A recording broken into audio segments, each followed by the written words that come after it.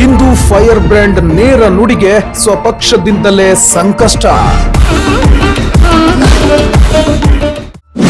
ಯತ್ನಾಳ್ ನಡೆಗೆ ಕಮಲ ಕಸಿವಿಸಿ.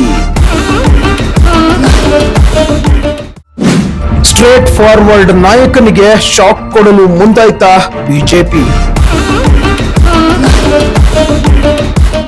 Hindu fire brand straight forward ಮಾತುಗಳ ಲೀಡರ್, ಯಾರಿಗೂ ಕೇರ್ ಮಾಡದೆ ಕೌಂಟರ್ ನೀಡುವ ಪೊಲಿಟಿಷಿಯನ್, ಹೀಗೆ ತಮ್ಮದೇ ಆದ ಗತ್ತು ಗಾಂಭೀರ್ಯದಿಂದ ಹೆಸರು ಮಾಡಿರೋ ಉತ್ತರ ಕರ್ನಾಟಕದ ಬಿಜೆಪಿ ಮುಖಂಡ ಶಾಸಕ ಬಸನಗೌಡ ಪಾಟೀಲ್ ಯತ್ನಾಳ್ ಅವರ ಹೆಸರು ಯಾರಿಗೆ ತಾನೇ ಗೊತ್ತಿಲ್ಲ ಹೇಳಿ.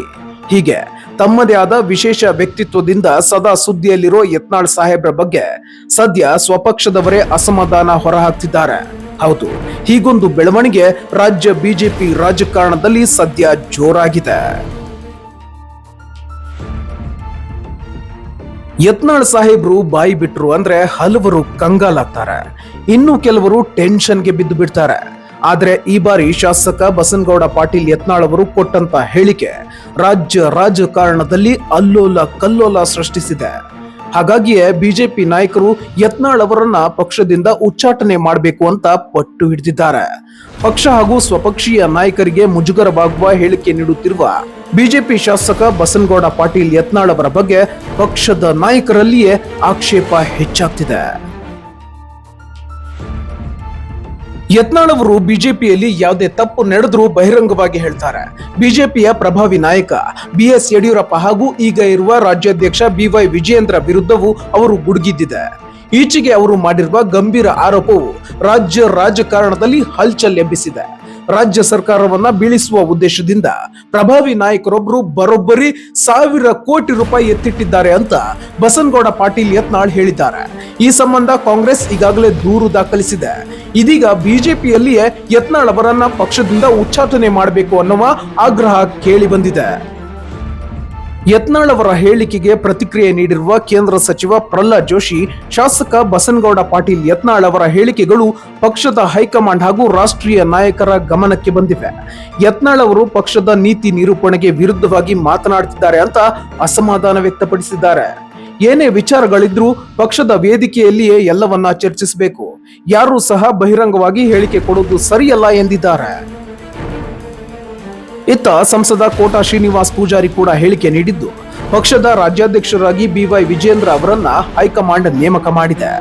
ಹಾಗಾಗಿ ಹೈಕಮಾಂಡ್ಗೆ ಗೌರವ ಕೊಡುವ ನಿಟ್ಟಿನಲ್ಲಿ ಎಲ್ಲರೂ ರಾಜ್ಯಾಧ್ಯಕ್ಷರನ್ನ ಗೌರವಿಸಬೇಕು ಅಂತ ತಿಳಿಸಿದ್ದಾರೆ. ಪ್ರತಿಪಕ್ಷವಾಗಿ ಪ್ರಬಲವಾಗಿ ಕೆಲಸ ಮಾಡುವ ನಿಟ್ಟಿನಲ್ಲಿ ನಾವೆಲ್ಲರೂ ಒಂದುಗೂಡಬೇಕಿದೆ. ಆಂತರಿಕ ವಿಚಾರಗಳನ್ನ ಒಟ್ಟಾಗಿ ಚರ್ಚೆ ಮಾಡಿ ಪರಿಹರಿಸಿಕೊಳ್ಳುವುದು ಸೂಕ್ತ ಅಂತ ಸಲಹೆ ನೀಡಿದ್ದಾರೆ. ಇನ್ನು ಮಾಜಿ ಸಚಿವ MP ರೇಣುಕಾಚಾರ್ಯ ಅವರು ಕೂಡ ಮತ್ತೊಮ್ಮೆ ಬಸವರಾಜ ಪಾಟೀಲ್ ಯತ್ನಾಳ್ ಅವರ ವಿರುದ್ಧ ಗುಡುಗಿದ್ದಾರೆ. ಯತ್ನಾಳ್ಗೆ ಬೇಷರತ್ ಕ್ಷಮೆ ಯಾಚಿಸುವಂತೆ ಹೇಳಬೇಕು, ಕ್ಷಮೆ ಕೇಳದಿದ್ರೆ ಅವರ ಮೇಲೆ ಪಕ್ಷದಿಂದ ಕ್ರಮ ಕೈಗೊಳ್ಳಬೇಕು ಅಂತ ಆಗ್ರಹಿಸಿದ್ದಾರೆ. ಬಿಜೆಪಿಯಲ್ಲಿ ಒಗ್ಗಟ್ಟಿನ ಕೊರತೆ ಇದೆ ಅನ್ನೋದು ಇದರಿಂದ ಗೊತ್ತಾಗ್ತಿದೆ. ಇದಕ್ಕೆ ಕಾರಣ ಕಮಲ ಪಾಳೆಯದಲ್ಲಿ ಬಣಗಳು ಸಿದ್ಧವಾಗಿರೋದು. ಬಿಜೆಪಿಯ ಹಿರಿಯ ಮುಖಂಡ ಯಡಿಯೂರಪ್ಪ ಅವರ ಪುತ್ರ ಹಾಗೂ ಶಾಸಕ BY ವಿಜಯೇಂದ್ರ ಅವರು ಕರ್ನಾಟಕದ ಬಿಜೆಪಿ ರಾಜ್ಯಾಧ್ಯಕ್ಷರಾದಾಗಲಿಂದಲೂ ಒಂದು ಬಣ ಯಡಿಯೂರಪ್ಪ ಹಾಗೂ ವಿಜಯೇಂದ್ರ ಅವರನ್ನ ವಿರೋಧಿಸುತ್ತಿದೆ. ಇನ್ನು ರೇಣುಕಾಚಾರ್ಯ ಅವರು ಯಡಿಯೂರಪ್ಪ ಅವರ ಪರದ ಬಣದಲ್ಲಿ ಗುರುತಿಸಿಕೊಂಡಿದ್ದಾರೆ. ಯತ್ನಾಳ್ ಬಂಡಾಯದ ಗುಂಪಿನಲ್ಲಿದ್ದು ವಿವಿಧ ಬಿಜೆಪಿ ನಾಯಕರೊಂದಿಗೆ ಪ್ರತ್ಯೇಕ ಸಭೆ ನಡೆಸುತ್ತಿದ್ದಾರೆ. ಯಾರು ಸುಮ್ಮನಿದ್ರು ಯತ್ನಾಳ್ ಸಾಹೇಬ್ರು ಮಾತ್ರ ಯಾವತ್ತೂ ಸುಮ್ಮನಿದ್ದವರೇ ಅಲ್ಲ.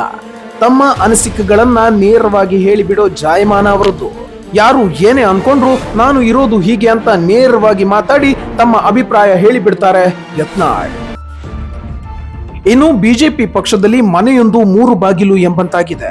ಬಿಜೆಪಿಯಲ್ಲಿ ಇತ್ತೀಚಿನ ದಿನಗಳಲ್ಲಿ ಭಿನ್ನಮತ ಹೆಚ್ಚಾಗ್ತಿದೆ. ಮೂಡದಿಂದ ಸೈಟ್ ಪಡೆದ ವಿಚಾರವಾಗಿ ಸಿದ್ದರಾಮಯ್ಯ ಸಂಕಷ್ಟಕ್ಕೆ ಸಿಲುಕಿದ್ದಾರೆ. ಇದನ್ನ ವಿರೋಧ ಪಕ್ಷಗಳಾದ ಬಿಜೆಪಿ ಹಾಗೂ JDS ಪ್ರಮುಖ ಅಸ್ತ್ರವನ್ನಾಗಿ ಮಾಡಿಕೊಂಡಿದ್ವು. ಬೆಂಗಳೂರಿನಿಂದ ಮೈಸೂರು ಪಾದಯಾತ್ರೆಗೆ ಭರ್ಜರಿ ಸಿದ್ಧತೆ ಮಾಡಿಕೊಂಡು ಪಾದಯಾತ್ರೆಯನ್ನು ಮುಗಿಸಿದ್ವು.